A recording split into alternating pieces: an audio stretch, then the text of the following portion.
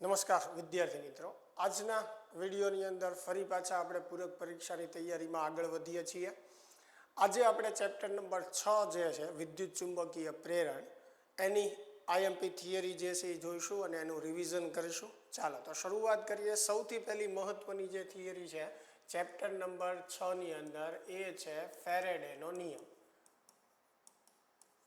આ ચેપ્ટરની અંદર ફેરેડે માટે ખાસ આપણે ધ્યાન રાખવાનું છે. ફેરેડેના પ્રયોગની વાત થઈ હોય તો એ પણ એક અલગ વાત છે. આપણે વાત કરીએ છીએ ફેરેડેના નિયમની. એટલે ખાસ એ ધ્યાન રાખવાનું કે પ્રયોગ પૂછ્યો છે કે નિયમ પૂછ્યો છે, અને મોટા ભાગે નિયમ જ પૂછાય છે. તો ફેરેડેના નિયમની આપણે વાત કરીએ તો એનો નિયમ છે કે બંધ પરિપથમાં ઉદ્ભવતું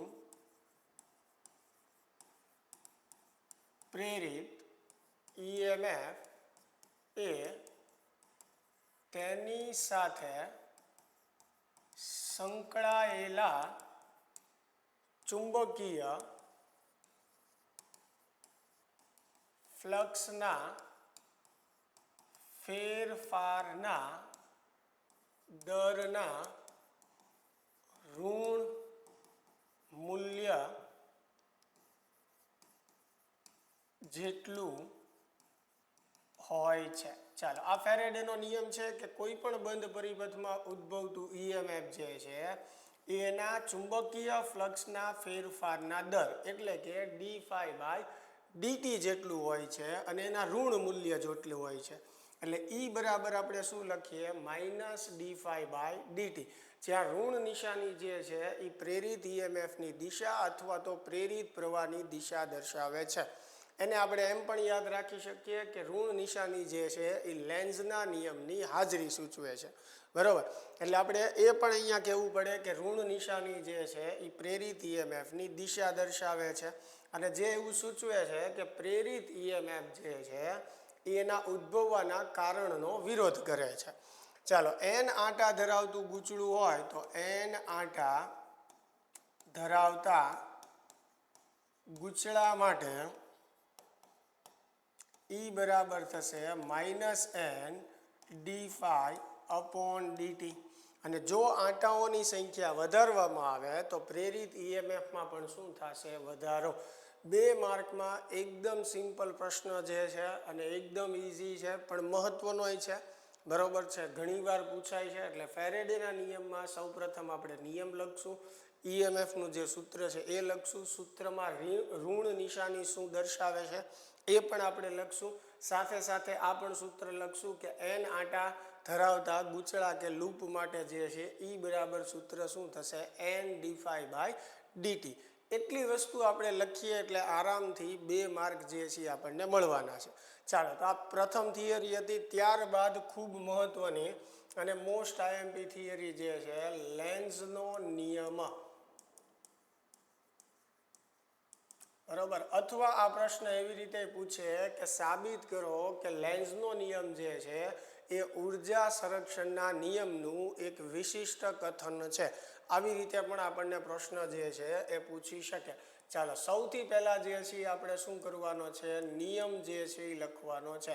હવે લેન્ઝનો નિયમ શું છે? તો કે પ્રેરિત EMFની દિશા એવી હોય છે કે જે એવો વિદ્યુત પ્રવાહ ઉત્પન્ન કરે છે કે જે તેને ઉત્પન્ન કરતા ચુંબકીય ફ્લક્સના ફેરફારનો વિરોધ કરે. આખો નિયમ છે. ચાલો લખી દઉં છું. પ્રેરિત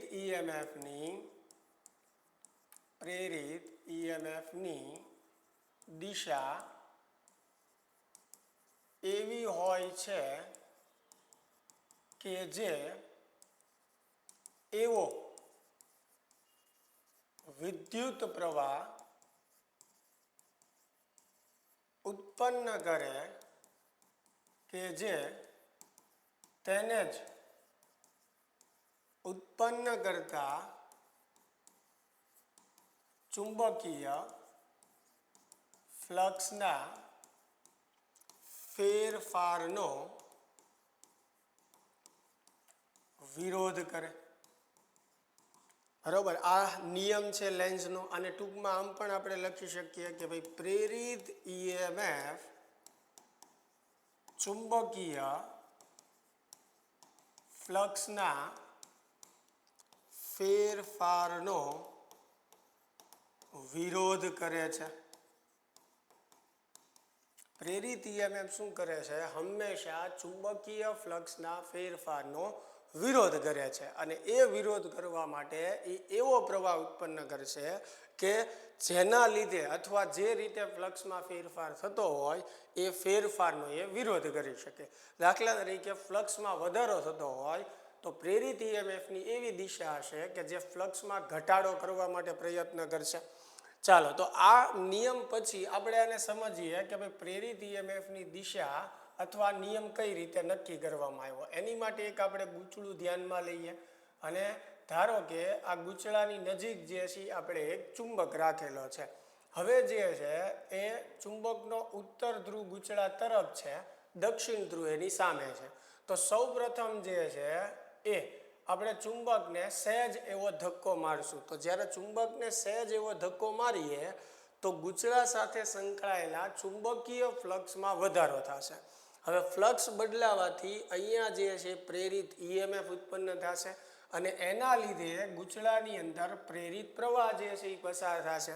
હવે આ પ્રેરિત પ્રવાહના લીધે ઓસ્ટેરના નિયમ પ્રમાણે ગૂંચળું ચુંબક તરીકે વર્તશે. એટલે કે ગૂંચળાની આજુબાજુ તે ચુંબકીય ક્ષેત્ર ઉત્પન્ન થશે એટલે ગૂંચળાને પણ આપણે એક ચુંબક જે છે એ ગણી શકીએ. હવે જો આપણે ચુંબક તરફથી જોઈએ અને માની લઈએ કે ગૂંચળામાં પસાર થતો પ્રવાહ જે છે એ સમઘડી દિશામાં છે. તો ચુંબક તરફથી જોતા જો પ્રવાહ સમઘડી દિશામાં હોય તો ગૂંચળું જે છે એસ ધ્રુવ તરીકે વર્તે. એટલે આ ગૂંચળું જે છે એ એસ ધ્રુવ તરીકે વર્તે છે. તો હવે એસ ધ્રુવ એન ધ્રુવને શું કરે? આકર્ષે. બરોબર, એટલે ચુંબક જે છે એ થોડુંક વધારે નજીક આવશે એટલે પાછું ફ્લક્સ અહીંયા વધશે. ફ્લક્સ વધશે એટલે પ્રવાહ વધશે અને પ્રવાહ વધશે એમાં એસ ધ્રુવ જે છે એ વધારે પ્રબળ બનશે અને વધારે પ્રબળ બનશે તો પાછું ચુંબકને જે છે વધારે પ્રબળતાથી આકર્ષશે. તો પાછું ચુંબક નજીક આવે, બરોબર છે, એટલે ફ્લક્સમાં વધારો થાય એટલે પ્રવાહમાં વધારો થાય અને એસ ધ્રુવ જે છે એ પ્રબળ બને. તો આમ ક્રમશઃ ચુંબક નજીક આવતું જશે, એસ ધ્રુવ પ્રબળ બનશે કારણ કે ગૂંચળામાં પ્રવાહ વધતો જશે.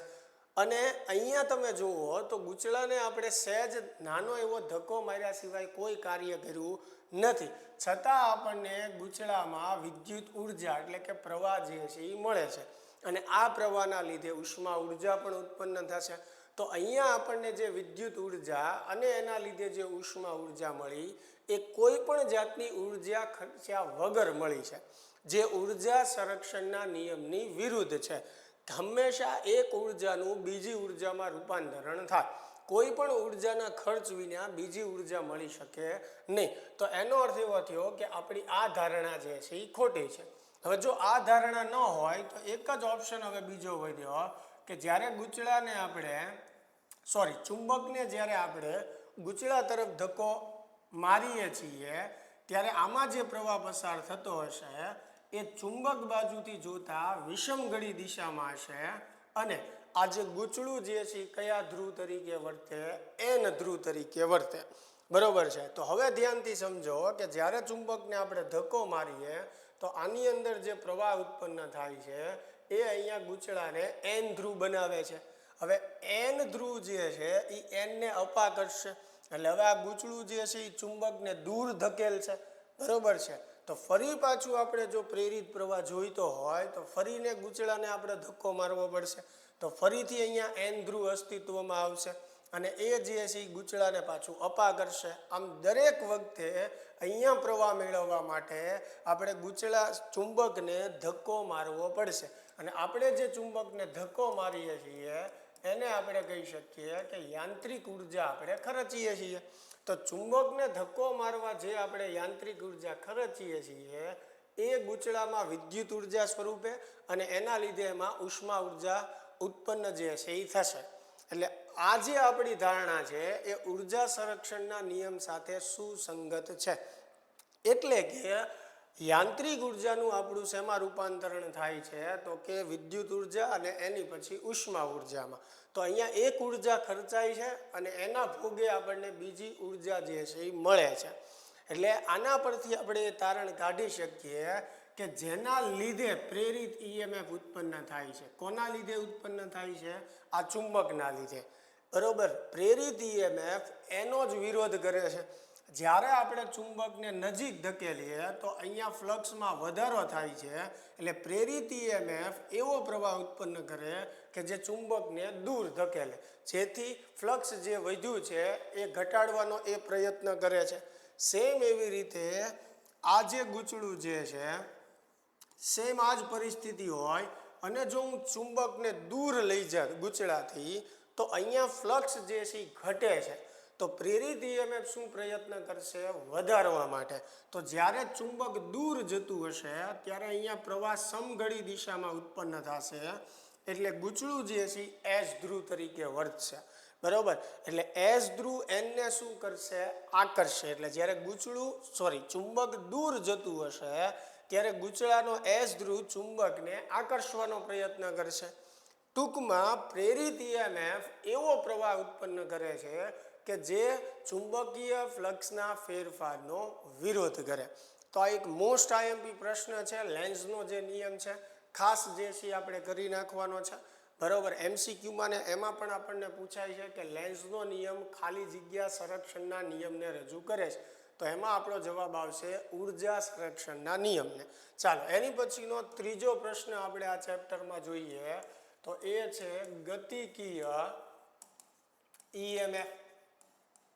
બરાબર. ગતિકીય ઈએમએફ એટલે શું અને તેનું સૂત્ર ધારવો. પ્રશ્ન આપણને કઈ રીતે પૂછી શકાય કે ગતિકીય ઈએમએફ એટલે શું અને તેનું સૂત્ર ધારવો. તો સૌથી પહેલા આપણે એની વ્યાખ્યા લખીએ તો વ્યાખ્યા આવી રીતે આપણે લખી શકીએ કે ચુંબકીય ક્ષેત્રમાં વાહકની ગતિના લીધે વાહક સાથે ચુંબકીય ફ્લક્સ બદલાવાથી, ફરીને કહું છું, ચુંબકીય ક્ષેત્રની અંદર જ્યારે કોઈ વાહક ગતિ કરતો હોય અને વાહકની ગતિના લીધે વાહક સાથે સંકળાયેલું ચુંબકીય ફ્લક્સ બદલાય અને વાહકમાં ઈએમએફ ઉત્પન્ન થાય તો એ ઈએમએફને ગતિકીય ઈએમએફ કહેવાય. બરાબર. અને ટૂંકમાં લખવું હોય તો આપણે એમ લખી શકીએ કે વાહકની ગતિના લીધે વાહક સાથે સંકળાયેલું ચુંબકીય ફ્લક્સ બદલાવાથી વાહકમાં ઈએમએફ ઉત્પન્ન થાય છે. આ ઈએમએફને ગતિકીય ઈએમએફ કહે છે. ચાલો, વ્યાખ્યા જે છે એ ક્લિયર થઈ ગઈ. ત્યારબાદ આપણે અહીંયા પુસ્તકના પાનાને લંબ અંદર તરફ જે છે એ ચુંબકીય ક્ષેત્ર જે છે એ લઈએ છીએ. ચાલો, આ જે છે આપણું ચુંબકીય ક્ષેત્ર છે અંદરની તરફ. આ ચુંબકીય ક્ષેત્રની અંદર આપણે એક યુ આકારનો સળિયો લઈએ છીએ. આ યુ આકારના સળિયા પર આપણે એલ લંબાઈનો એક PQ સળિયો જે છે રાખી દઈએ છીએ અને આ સળિયો જે છે એ યુ આકારના સળિયા પર ઘર્ષણ રહિત ગતિ કરી શકે છે. ચાલો, અહીંયા બધે જે છે એ ચુંબકીય ક્ષેત્ર છે. આ PQ સળિયાને જ્યારે આપણે આ ચુંબકીય ક્ષેત્રમાં ગતિ કરાવશું ત્યારે એની સાથે સંકળાયેલું ચુંબકીય ફ્લક્સ બદલાશે અને આ PQ સળિયામાં ઈએમએફ જે છે એ ઉત્પન્ન થશે, જેને શું કહેવાય? ગતિકીય ઈએમએફ કહેવાય. તો ચાલો, સૌ પ્રથમ આ PQ જે સળિયો છે એને આપણે v જેટલા અચળ વેગથી આપણે ડાબી તરફ ગતિ કરાવીએ અને ધારો કે સળિયો જે છે અહીંયા કંઈક લાવીએ છીએ. એટલે આ સ્થાનેથી ગતિ કરાવીને આ સ્થાન સુધી આપણે લાવીએ છીએ.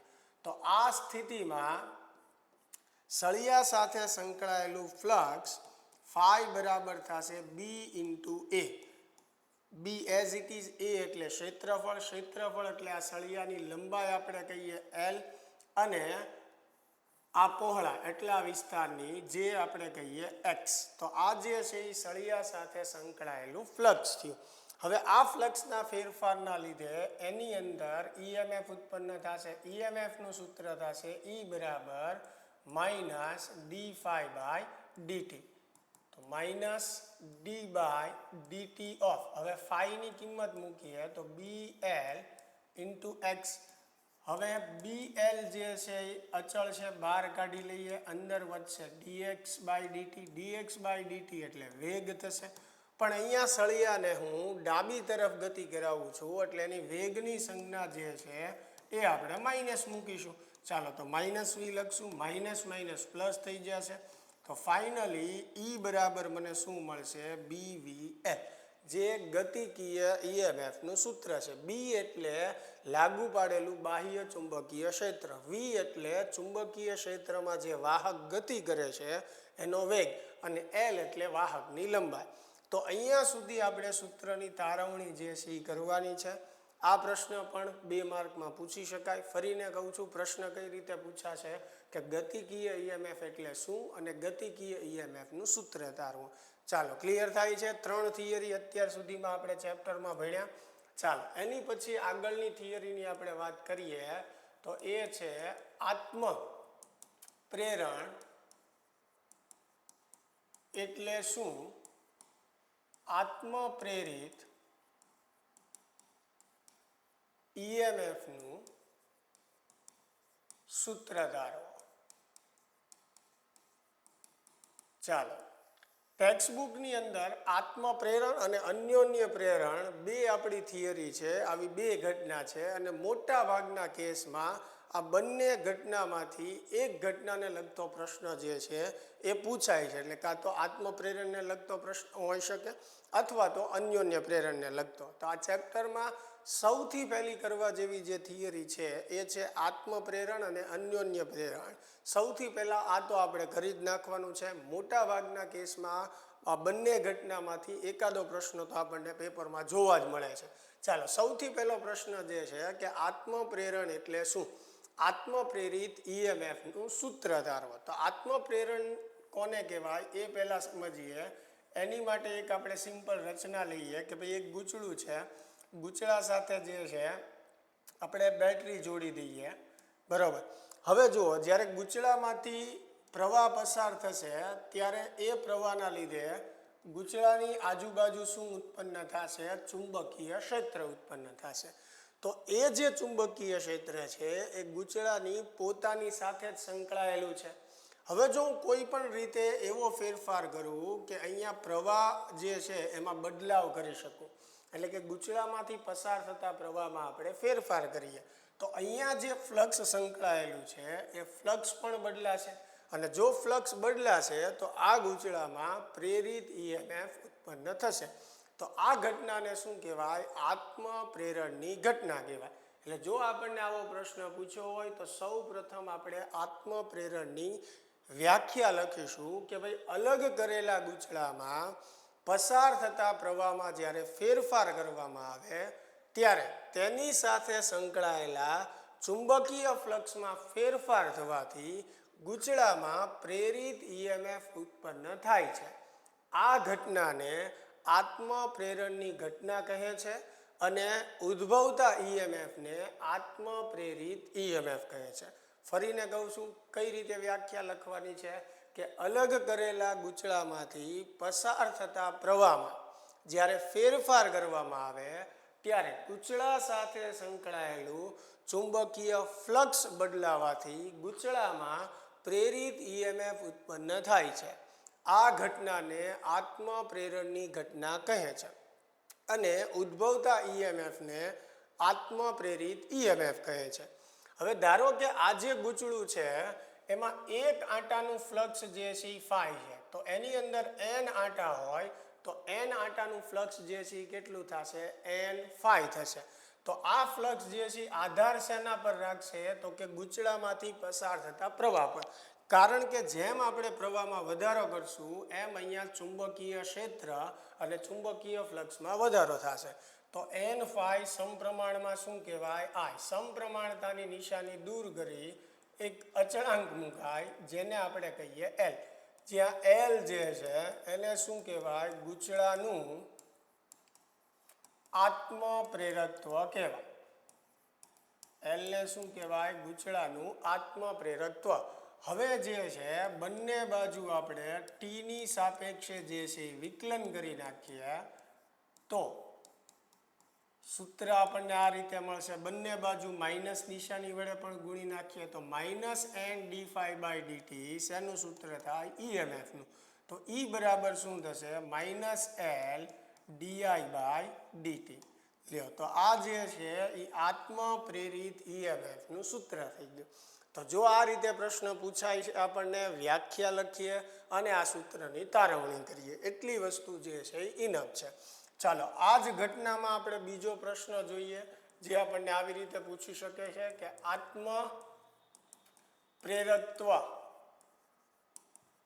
એટલે શું? તેનું મૂલ્ય કઈ કઈ બાબત પર આધાર રાખે છે? ચાલો, બીજો પ્રશ્ન આત્મપ્રેરણની ઘટનામાંથી આપણને આવો પૂછી શકે કે આત્મપ્રેરકત્વ એટલે શું અને તેનું મૂલ્ય કઈ કઈ બાબત પર આધાર રાખે છે તે જણાવો. તો આત્મપ્રેરિત ઈએમએફનું સૂત્ર હમણાં જ આપણે જોયું, ઈ બરાબર minus L di by dt. આમાંથી એલ ને સૂત્રનો કરતા બનાવો તો માઇનસ ઈ ડીટીના છેદમાં ડીઆઈ. એટલે આ જે છે એ આત્મ પ્રેરિત ઈએમએફનું સૂત્ર થઈ ગયું. ગૂંચળાના આત્મ પ્રેરકત્વનું સૂત્ર થઈ ગયું. પ્રેરિત ઈએમએફ નહીં, પણ શેનું સૂત્ર થયું? આ ગૂંચળાના આત્મ પ્રેરકત્વનું, સેલ્ફ ઇન્ડક્ટન્સનું, જેને આપણે એલ વડે દર્શાવીએ. તો આપણને એ જ પૂછ્યું છે કે આત્મ પ્રેરકત્વ એટલે શું? તો આપણે બતાવ્યું કે ભાઈ આ એલ જે છે એ શું દર્શાવે છે? આત્મ પ્રેરકત્વ દર્શાવે. હવે એની વ્યાખ્યા બતાવવા માટે આ જે આપણું સૂત્ર છે એમાં ડીઆઈ બાય ડીટી જે છે એ આપણે એક ધારીશું, બરાબર? તો આ એક ધારીએ તો ઈ બરાબર શું થશે? એલ થશે, બરાબર? તો હવે આપણે વ્યાખ્યા લખી શકીએ કે અલગ કરેલા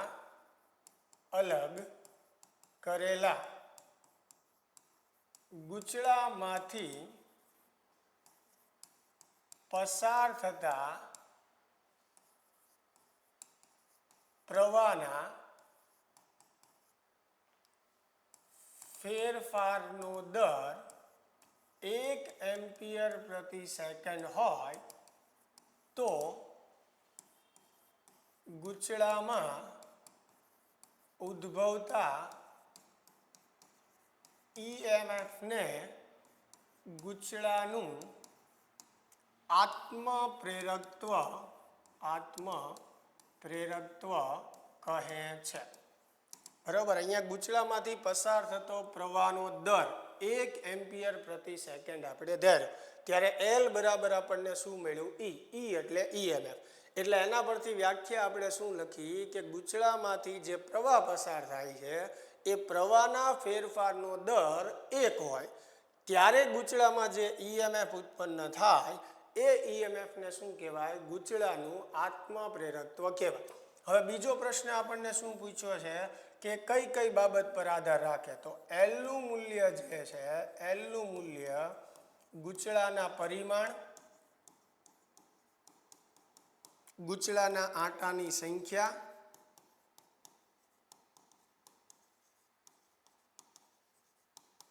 અને ગૂંચળાના માધ્યમ પર આધાર રાખે છે. ચાલો, એલનું મૂલ્ય જે છે શેના પર આધાર રાખે? ગૂંચળાના પરિમાણ પર આધાર રાખે છે, ગૂંચળાના આંટાની સંખ્યા, ગૂંચળાના માધ્યમ પર, અને એમ પણ લખી શકો કે ગૂંચળા સાથે સંકળાયેલા ચુંબકીય ફ્લક્સ પર. આટલી વસ્તુ પર એલનું મૂલ્ય જે છે એ આધાર રાખે છે.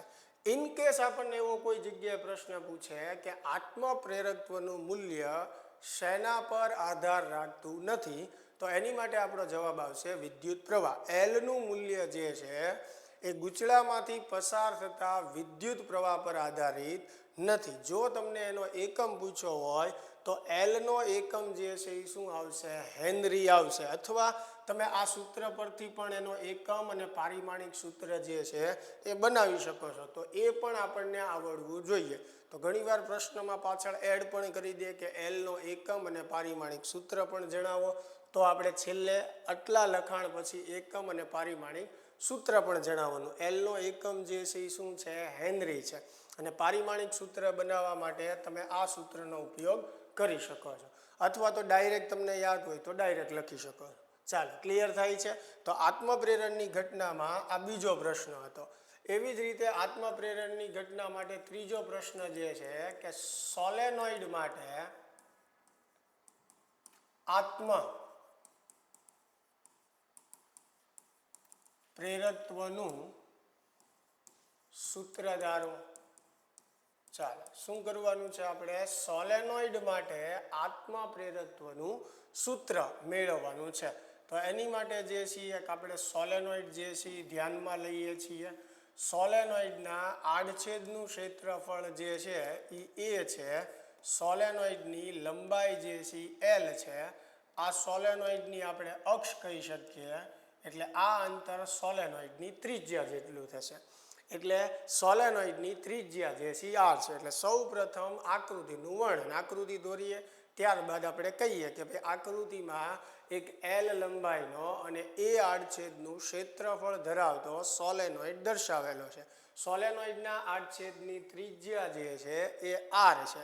સોલેનોઇડમાંથી પસાર થતો પ્રવાહ જે છે એ આઈ છે. અને સોલેનોઇડમાં એકમ લંબાઈ દીઠ આંટાઓની સંખ્યા સ્મોલ એન છે. એટલે આકૃતિનું વર્ણન થઈ ગયું. ત્યારબાદ આપણે કહીએ કે ભાઈ સોલેનોઇડનું આત્મપ્રેરકત્વ, બરોબર. હવે આત્મપ્રેરકત્વ મેળવવાનું સૂત્ર શું છે? એલ બરાબર ફાઈ અપોન આઈ, એટલે કે કુલ ફ્લક્સ એના છેદમાં પ્રવાહ. તો સૌથી પહેલાં જે છે આપણે શું કરવું પડે? ફ્લક્સ મેળવવું પડે. હવે ફ્લક્સ મેળવવાનું સૂત્ર શું છે? બી ગુણ્યા એ છે, બરાબર. તો ફ્લક્સ મેળવવા માટે આપણે ચુંબકીય ક્ષેત્ર વ્યાખ્યાયિત કરવું પડે.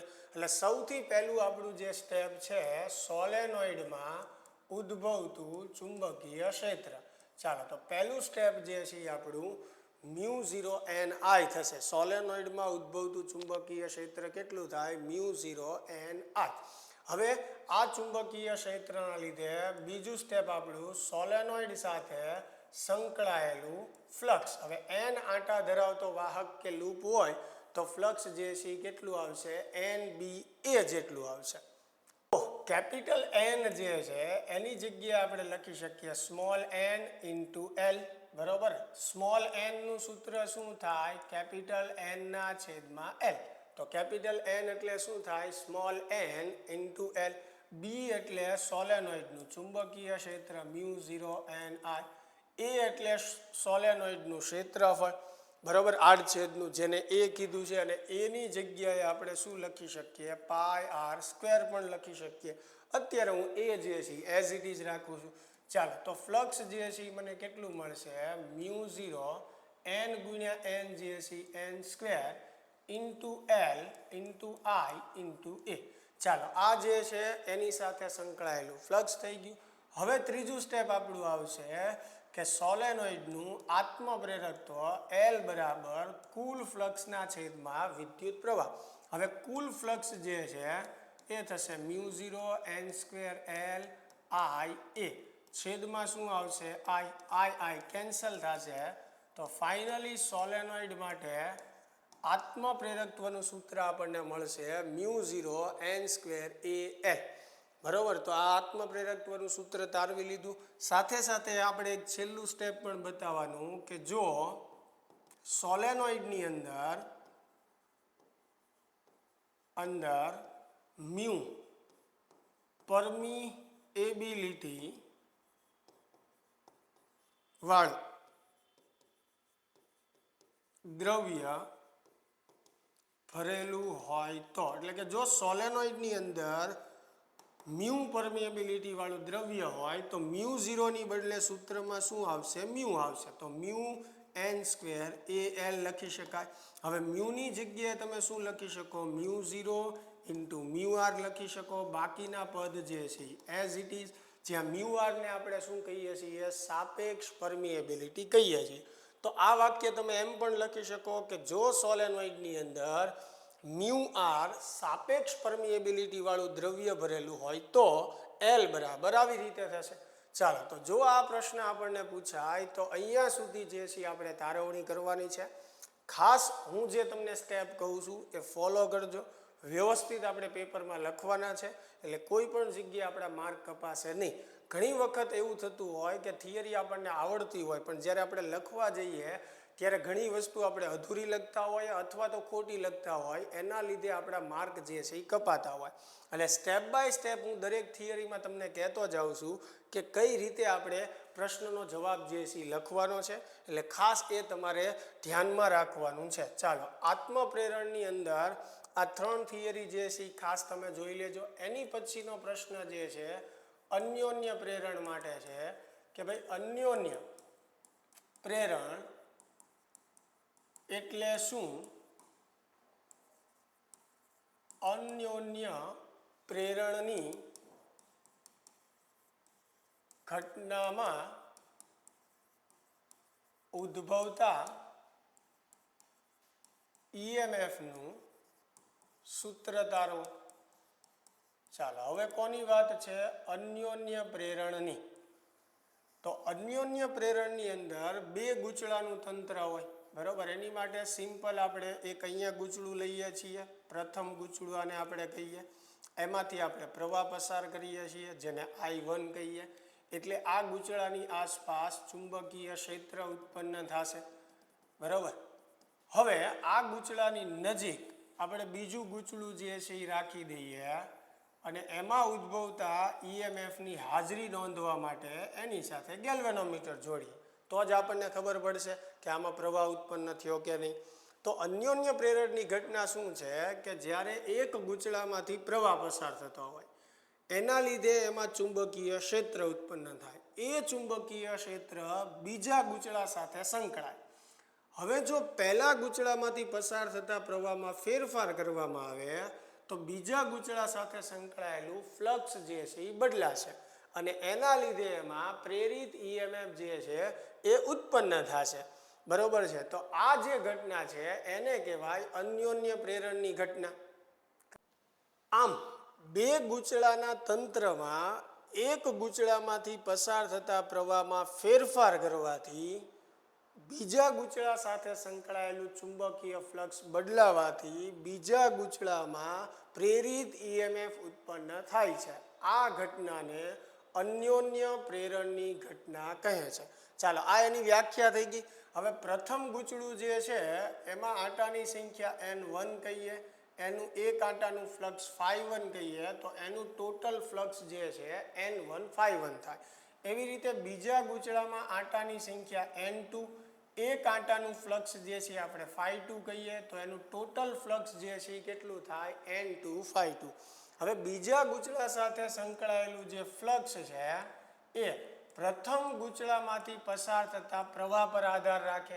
અહીંયા સમપ્રમાણતાની નિશાની આપણે દૂર કરીએ તો અચળાંક મુકાશે જેને આપણે લખશું M21, જ્યાં M21 જે છે એ શું દર્શાવે છે?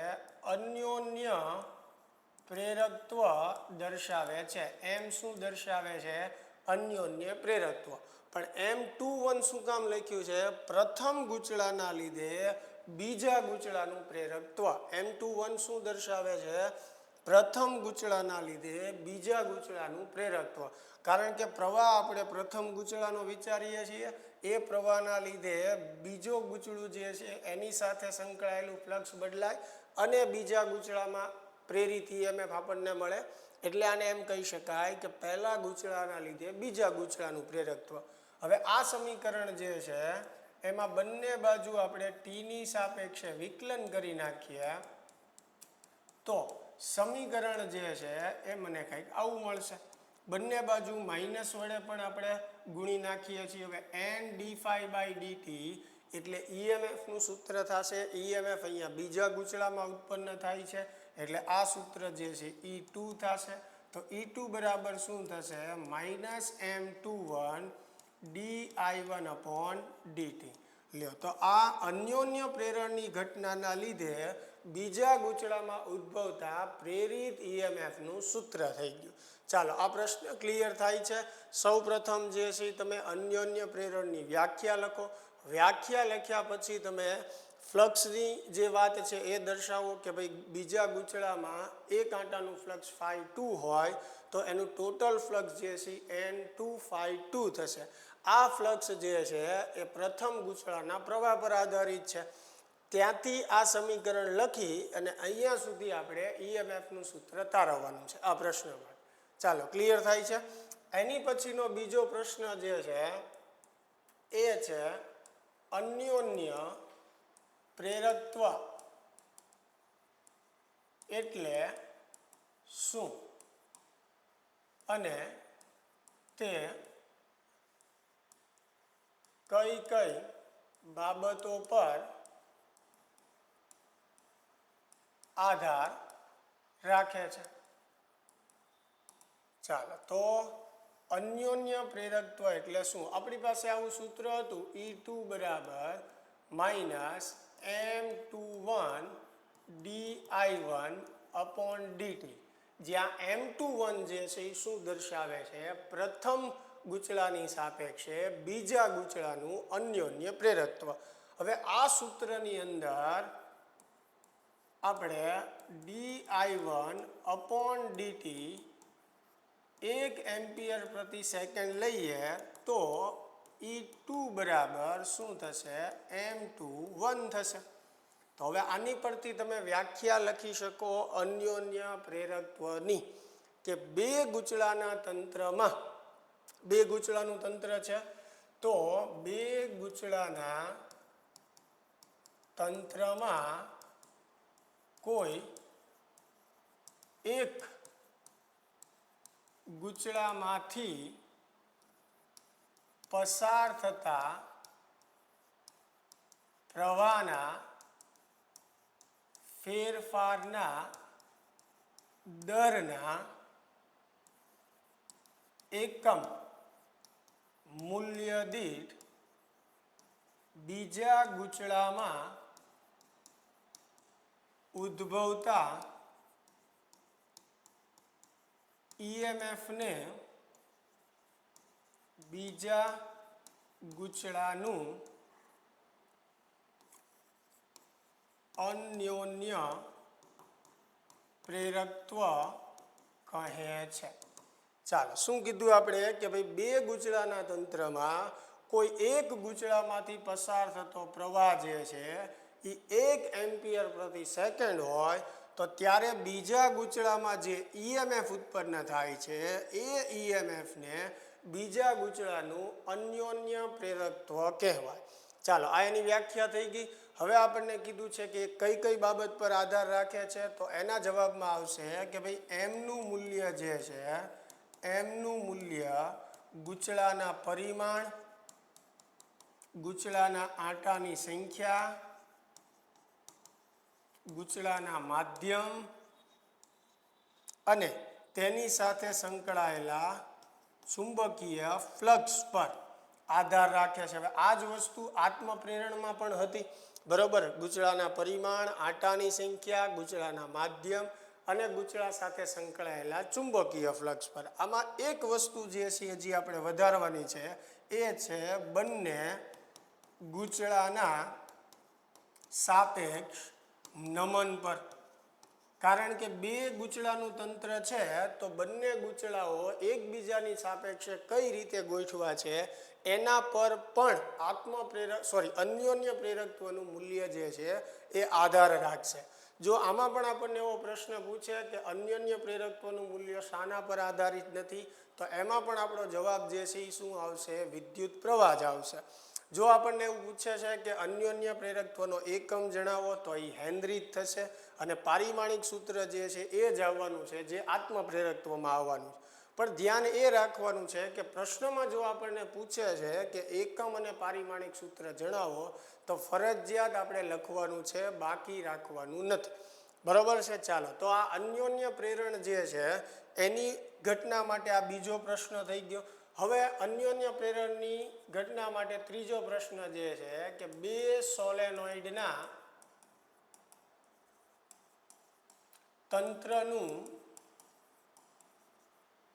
તંત્ર માટે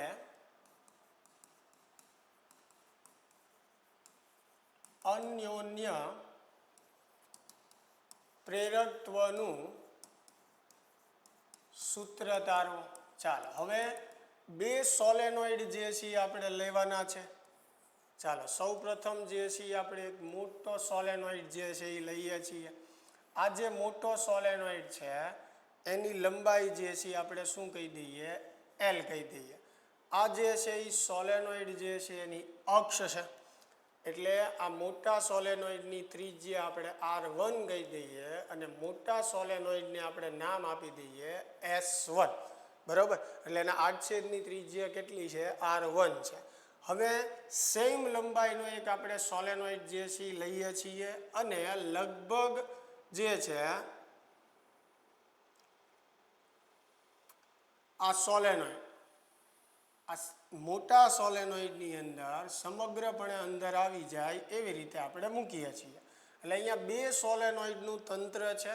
એક મોટો સોલેનોઇડ છે, એક નાનો સોલેનોઇડ છે. બંને સોલેનોઇડની લંબાઈ સરખી છે પણ ત્રિજ્યા જે છે એ જુદી જુદી છે. બરાબર, નાનો સોલેનોઇડ જે છે એને આપણે નામ આપી દઈએ છીએ S2. બરાબર છે, એની આડછેદની ત્રિજ્યા આપણે કહી દઈએ છીએ R2.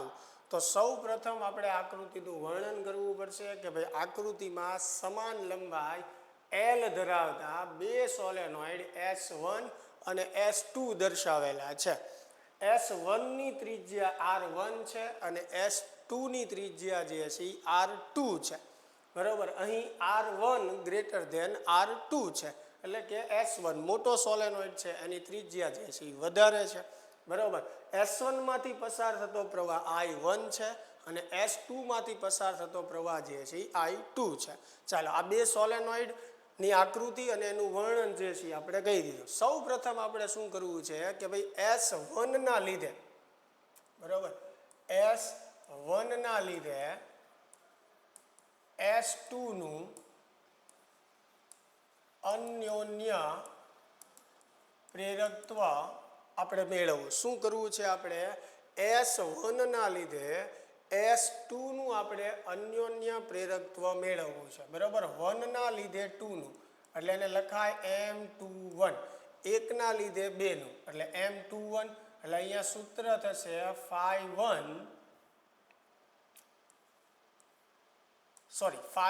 1 ના લીધે 2 માં મેળવવું છે એટલે phi2 અને પ્રવાહ જે છે એ પહેલાનો આવશે. હવે અહીંયા phi2 જે છે એ શું બતાવે છે, કુલ ફ્લક્સ જે છે એ બતાવે છે. બરાબર, હવે ફ્લક્સનું સૂત્ર શું થશે તો કે ફ્લક્સ એટલે NBA થશે છેદમાં I1 જે છે એઝ ઇટ ઇઝ. ફ્લક્સનું સામાન્ય સૂત્ર શું થાય, NBA. હવે અહીંયા સમજો કોની સાથેનું ફ્લક્સ મારે મેળવવાનું છે, બીજા સાથેનું. પહેલાના લીધે બીજાનું પ્રેરકત્વ મેળવું છું એટલે ફ્લક્સ કોનું આવશે, બીજાનું. તો બીજાનું ફ્લક્સ મેળવું છું એટલે અહીંયા આંટાની સંખ્યા બીજાની આવશે N2. બરાબર છે, ચુંબકીય ક્ષેત્ર કોનું આવશે, પહેલાનું આવશે. કારણ કે અહીંયા જે ફ્લક્સ સંકળાય છે એ કોના લીધે સંકળાય છે, પહેલાના લીધે, S1 ના લીધે. પછી અહીંયા એ જે છે એ શું દર્શાવે છે, ક્ષેત્રફળ આડછેદનું. તો કોનું ક્ષેત્રફળ આવશે તો કે બીજાનું આવશે એટલે અહીંયા જે છે એ શું આવશે, A2 આવશે. ચાલો હવે જે છે આની કિંમત મૂકીએ તો n જે છે એની જગ્યાએ લખી શકું સ્મોલ n ઇન્ટુ L. પણ આ બીજા ગૂંચળા માટે છે એટલે અહીંયા N2 આવશે. લંબાઈ બંનેની સરખી છે એટલે L જ લખશું. B1 એટલે પહેલાનું ચુંબકીય ક્ષેત્ર μ0 N1 I1, બરાબર, ઇન્ટુ A2 એટલે થશે પાઈ R2². એના છેદમાં I1 જે છે કેન્સલ થઈ જશે તો M21 જે છે મને શું મળશે, μ0 N1 N2 μ0 N1 N2 L પાઈ R2². ચાલો તો આ આપણને અન્યોન્ય પ્રેરકત્વનું સૂત્ર મળી ગયું. પહેલાના લીધે બીજાનું અન્યોન્ય પ્રેરકત્વ. સેમ એવી રીતે S2 ના લીધે S1 નું અન્યોન્ય પ્રેરકત્વ. હવે એક્ઝેક્ટ એનાથી ઉલટું શું કરવું છે આપણે, બીજાના લીધે પહેલાનું મેળવવું છે. તો અહીંયા M12 આવશે એટલે ફ્લક્સ જે છે એ ટોટલ પહેલાનું આવશે, એના છેદમાં પ્રવાહ બીજાનો આવશે. હવે ફ્લક્સનું સૂત્ર થાય NBA. છેદમાં I2 એમનેમ. હવે ફ્લક્સ કોનું આપણે મેળવીએ છીએ પહેલાનું, એટલે અહીંયા આટાની સંખ્યા પહેલાની આવશે. પહેલા સાથે ફ્લક્સ કોના લીધે સંકળાય? બીજાના લીધે, એટલે અહીંયા ચુંબકીય ક્ષેત્ર બીજાનું આવશે અને ક્ષેત્રફળ જે છે એ પહેલાનું. ચાલો n1 ની જગ્યાએ શું લખી શકીએ? સ્મોલ n1 ગુણ્યા l. b2 ની જગ્યાએ μ0 n2 I2 અને a1 જે છે એની જગ્યાએ લખી શકીએ પાઈ r1 સ્ક્વેર.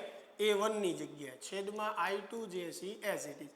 I2 જે છે એ કેન્સલ થશે તો m12 બરાબર આપણને મળશે μ0 n1 n2 l પાઈ r1 સ્ક્વેર. ચાલો તો આ જે છે એ બંને પહેલાના લીધે બીજામાં અને બીજાના લીધે પહેલામાં મળતા અન્યોન્ય પ્રેરકત્વના જે છે એ સૂત્ર થઈ ગયા. અને આમાં છેલ્લું સ્ટેપ આપણે એ લખી શકીએ કે જો બંને બંને સોલેનોઇડ વચ્ચે અથવા સોલેનોઇડની અંદર મ્યુ પરમિએબિલિટી વાળું માધ્યમ હોય તો સૂત્ર જે છે કેમ થશે? m21 બરાબર μ0 ની બદલે શું આવી જશે? મ્યુ આવી જશે. એટલે જો સોલેનોઇડની અંદર મ્યુ પરમિએબિલિટી વાળું દ્રવ્ય હોય તો સૂત્ર થશે mu into n1 into n2 l પાઈ r2 સ્ક્વેર. અને મ્યુની જગ્યાએ તમે શું લખી શકો? μ0 ઇન્ટુ મ્યુઆર. તો સૂત્ર કેમ થશે? μ0 મ્યુઆર n1 n2 l પાઈ r2 સ્ક્વેર. તો જે રીતે આમાં થશે એ જ રીતે આ સૂત્ર પણ તમે લખી શકો છો. μ0 ની જગ્યાએ મ્યુ અથવા તો μ0 ગુણ્યા મ્યુઆર આવશે. ચાલો આટલી વાત ક્લિયર થાય છે. તો આત્મપ્રેરણની ઘટનામાં પણ 3 પ્રશ્નો છે, અન્યોન્ય પ્રેરણની ઘટનામાં પણ 3 પ્રશ્નો છે. ખાસ મેં તમને અગાઉ પણ વાત કરી એમ કે મોટા ભાગે આ બેમાંથી કોઈ પણ એક ઘટનાને લગતો પ્રશ્ન પૂછાતો જ હોય છે, તો ખાસ જે છે આ કરી નાખવાનું. ચાલો હવે આપણે આ જે ચેપ્ટર છે એની છેલ્લી થિયરી જે છે એ જોઈએ, એસી જનરેટર. બરાબર, આ પ્રશ્ન આપણને એવી રીતે પૂછી શકે કે એસી જનરેટરની રચના સમજાવો અને પ્રેરિત ઈએમએફનું સૂત્ર ધારો. બરોબર છે. ચાલો તો સૌ પ્રથમ જે છે એસી જનરેટરનો આપણે સિદ્ધાંત લખીએ. તો એસી જનરેટરનો સિદ્ધાંત જે છે એ શું છે? યાંત્રિક ઉર્જાનું વિદ્યુત ઉર્જામાં રૂપાંતરણ. અને કયા સિદ્ધાંત ઉપર જનરેટર કામ કરે? તો કે વિદ્યુત ચુંબકીય પ્રેરણના સિદ્ધાંત ઉપર કામ કરે. ચાલો એની રચનાની વાત કરીએ તો સામાન્ય અને સરળ જે રચના આપણને ટેક્સ્ટ બુકમાં આપી છે એ જ આપણે સમજવાની છે અને એની વિશે જ લખવાનું છે કે ભાઈ એસી જનરેટરની અંદર ચુંબકીય ધ્રુવોની વચ્ચે એક ગૂંચળું રાખેલું હોય છે. આ ગૂંચળાના છેડે સ્લીપ રીંગો જે છે એ જોડેલી હોય છે. જ્યારે ગૂંચળાને ચુંબકીય ધ્રુવો વચ્ચે ભ્રમણ કરાવવામાં આવે ત્યારે ગૂંચળામાં પ્રેરિત પ્રવાહ જે છે એ ઉત્પન્ન થાય છે. આ પ્રવાહ જે છે એ સ્લીપ રીંગો સુધી આવે છે. સ્લીપ રીંગો સુધી ધાતુના બ્રશ જોડેલા હોય છે અને આ ધાતુના બ્રશ દ્વારા વિદ્યુત પ્રવાહને કલેક્ટ કરવામાં આવે છે. તો આ જે છે આની આખી રચના થઈ ગઈ. હવે એની પછી આપણે ગૂંચળા સાથે સંકળાયેલું ફ્લક્સ ફાઈ બરાબર થાય NBA cos ઓમેગા ટી, જ્યાં NBA જે છે એને કહેવાય ફાઈ એમ, એટલે કે મહત્તમ ચુંબકીય ફ્લક્સ કહેવાય. એટલે એના સ્થાને આપણે ફાઈ એમ જે છે એ લખી શકીએ. ચાલો હવે આ સમીકરણનું આપણે ટીની સાપેક્ષે વિકલન કરીએ એટલે આપણને ઈએમએફ મળે. તો NBA અચળ છે એટલે એઝ ઇટ ઇઝ એમનેમ રહેશે. કોસ જે છે એનું વિકલન જે છે એ માઇનસ સાઇન થશે એટલે અહીંયા માઇનસ સાઇન ઓમેગા ટી. સાંકળ નિયમથી આપણે ઓમેગા ટીનું પણ વિકલન કરવું પડશે. બરાબર. ચાલો હવે જે છે આ ઓમેગા અચળ, ઓમેગા આગળ આવશે તો NB એ ઓમેગા ટીની સાપેક્ષે વિકલન જે છે એ શું થઈ જશે? 1 થઈ જશે. ઓમેગા અચળ છે એટલે આગળ લઈ લીધું આપણે. હવે આ માઇનસ માઇનસ જે છે એ શું થઈ જશે? પ્લસ થઈ જશે. બરાબર, એટલે માઇનસ નિશાની આગળ લખવાની જરૂર નથી. Sine omega T. ચાલો એન બી એ ઓમેગા છે જેને મહત્તમ ઈએમએફ કહેવાય તો ઈ બરાબર સૂત્ર થશે ઈ એમ સાઇન ઓમેગા ટી. ચાલો તો આ જે છે આપણને ઈએમએફનું સૂત્ર જે છે એ મળી ગયું. તો વિદ્યાર્થી મિત્રો આ આપણો ચેપ્ટરનો લાસ્ટ પ્રશ્ન હતો. એસી જનરેટરની રચના સમજાવો અને ગૂંચળા માટે પ્રેરિત ઈએમએફનું સૂત્ર ધારવો. તો રચના જે છે આપણે વ્યવસ્થિત સમજ્યા અને સૂત્રની તારવણી જે છે પણ આપણે કરી. ખાસ આ ચેપ્ટરની અંદર જે પ્રશ્નો મેં તમને કીધા છે એ મગજમાં રાખશો અને એની પ્રેક્ટિસ કરજો. ચાલો મળીએ તો નેક્સ્ટ લેક્ચરમાં.